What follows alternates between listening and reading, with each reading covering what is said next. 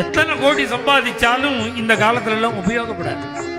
உற்றவர் பெற்றவர் சுற்றமும் மற்றவர் ஓ எல்லாத்தையும் எல்லாரும் பார்த்துட்டு தான் இருக்க. ஸ்நானத்தை பண்ணிவிட்டு மறந்தே போயிடுறான். அவனை மறக்கிறது ஆச்சரியம் இல்லை, இது மாதிரி நமக்கு ஒரு காலம் வருங்கிறதையும் மறந்து போயிடும். எது காப்பாத்துமோ அதை தேடின்னு வந்துட்டேன். தாசர்வாள் சில நாட்கள் குருநாதரோட இருந்துட்டு பண்டரிபுரம் நோக்கி போறார். ஒரு மூக்குத்தியை வச்சுட்டு இந்த ஆட்டி கடைசியில அவருடைய சரணத்துல கொண்டு வந்து விட்டுருக்கார்.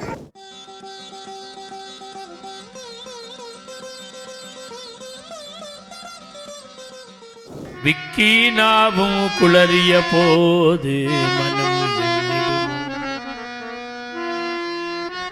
எத்தனை கோடி சம்பாதிச்சாலும் இந்த காலத்துல எல்லாம் உபயோகப்படாது. ஐம்புலனும் கரணும் வாயும் ஆடி அடங்கிடும் எல்லாம் ஒரு நாளைக்கு என்னை விட்டுடுவோங்க. இனி நல முடியாது. எந்த நாவி பிரிந்திடும் போது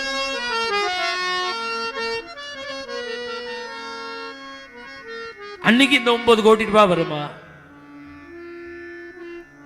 பந்துக்கள் எல்லாம் மேல விழுந்து அழப்போற. உற்றவர் பெற்றவர் சுற்றமும் மற்றவர் ஓ எல்லாத்தையும் எல்லாரும் பார்த்துன்னு தான் இருக்கா.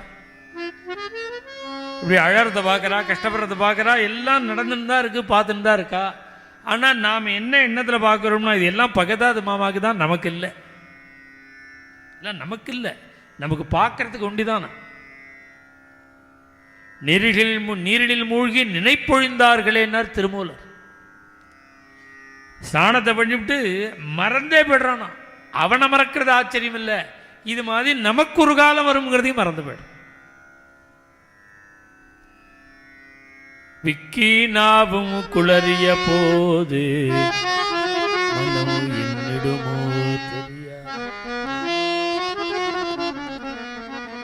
வந்த மதூதர் வளைத்து பிடித்தனை அவன்றழைத்திடும் போது, வந்த மதூதர் வளைத்து பிடித்தனை அவன்றழைத்திடும் போது, விக்கினாவும் குளறிய போது மனம் என்னிடுமோ தெரியாது தெரியாது தெரியாது. கடைசியில ஒரு நாளைக்கு அழிச்சுன்னு போறானே, அன்னைக்கு மனசு நினைக்குமா இல்லை இந்த பணங்காசெல்லாம் வந்து காப்பாத்துமா? எது காப்பாத்துமோ அதை தேடிண்டு வந்துட்டேன்.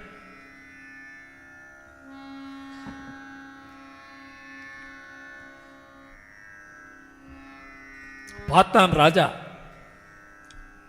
சாஷ்டாங்கமா சரணத்தில் விழுந்துட்டான். வேற என்ன பண்ண முடியும் இவருடைய வைராக்கியத்துக்கு? எதிர்த்தா மாதிரி தாசர்வாள் சில நாட்கள் குருநாதரோட இருந்துட்டு பண்டரிபுரம் நோக்கி போற.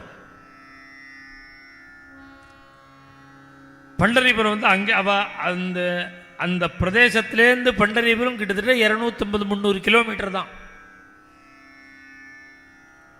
ஓட்டம் நடையுமா, மனைவி குழந்தைகளை அழைச்சின்னு நேரா பண்டரிபுரம் போய் சந்திரபாகால ஸ்நானம் பண்ணி, சில நியமம் இருக்கு. பண்டரிபுரம் போனா இப்படி இன்னென்ன காரியம்னு கரு க்ஷேத்திர பிரதக்ஷிண வேட்டும் சந்த சாது ஜன. கரு க்ஷேத்திர பிரதக்ஷிண வேட்டும் சந்த சாது ஜன. சந்திரபாகே கரு ஸ்நான புண்டலீகாச்சே தர்சன. சந்திரபாகே கரு ஸ்நான புண்டலீகாச்சே தர்சன. என்ன ஒரு பத்ததினா, நேரா சந்திரபாகாக்கு போய் ஸ்நானம் பண்ணி அங்க புண்டலீகனுடைய சந்நிதி இருக்கு. அவன் தானே பாண்டுரங்கனையே வரவழைச்சவன்.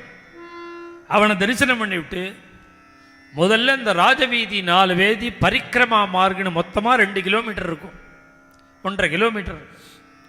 கரு க்ஷேத்திர பிரதக்ஷிணா, ஒரு தடவை இந்த க்ஷேத்திர பிரதட்சிணம் இதெல்லாம் பண்ணி முடிச்சு விட்டு அப்புறம் பாண்டுரங்கனை தரிசனம்.